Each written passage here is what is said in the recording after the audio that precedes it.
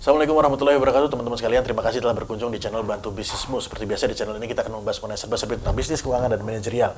Dan tema yang kini kita angkat pada kesempatan kali ini adalah kekhawatiran memulai bisnis, kekhawatiran menghadapi kegagalan. Karena banyak orang beranggapan bahwa memulai bisnis itu banyak resiko, ya kan? Misalnya gagal, karena gagal uangnya habis, ya kan? Daripada uang habis, mending kita kerja aja jadi karyawan. Nah, itu banyak persepsi orang seperti itu. Apakah salah? Nggak juga sih sebetulnya. Nah, akan kita bahas yang satu ini ya. Jangan kemana-mana, tonton video ini sampai selesai.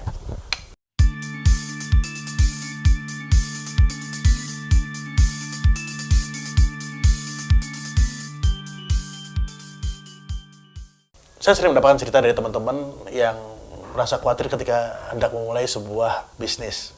Banyak orang memandang bahwa bisnis itu kan mengandung resiko ya, dan mengandung resiko juga berarti harus siap juga menghadapi kegagalan, dan banyak orang yang tidak siap menghadapi kegagalan.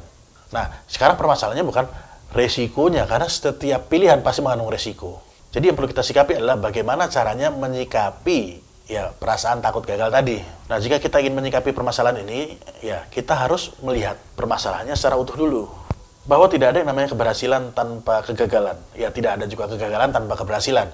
Jadi, semuanya ada risikonya. Ketika kita mau berhasil, ya kita juga harus siap menghadapi apa yang namanya kegagalan. Artinya, selalu ada risiko dari setiap keputusan dan pilihan yang kita jalani. Kalau nggak gagal, ya berarti berhasil. Dan demikian juga dengan sebaliknya. Kalau nggak berhasil, ya gagal. Jadi dalam melihat satu persoalan, jangan cuma melihat satu sisi doang. Jangan takut gagalnya saja.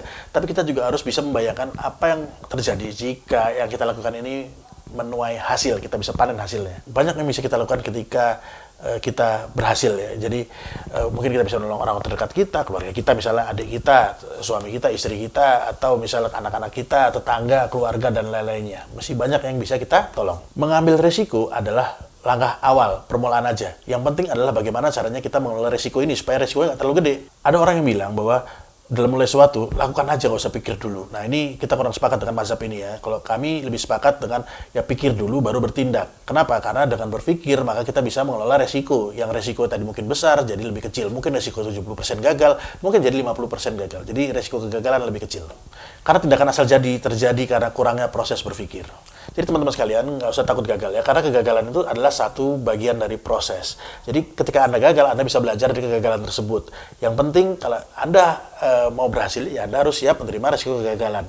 Tapi jangan khawatir dengan risiko kegagalannya. Pertanyaannya adalah bagaimana caranya kita mengelola resiko kegagalan tadi, jadi yang tadinya besar mungkin kita bisa jadi lebih kecil karena kita punya ilmunya, kita belajar, kita bertanya pada orang yang tepat, berguru pada orang yang tepat, dan kita juga melihat permasalahan-permasalahan yang pernah dihadapin atau sama orang-orang yang pernah jatuh sebelumnya, dan kita bisa belajar dari kegagalan mereka, kita bisa mengambil hikmahnya dari kegagalan mereka. Jadi sekali lagi teman-teman sekalian, kalau teman-teman sekalian takut untuk membuka bisnis, takut gagal, ya jangan berbisnis, jadi karyawan aja. Tapi ketika Anda siap untuk berhasil, maka siap pula untuk menerima resiko kegagalan.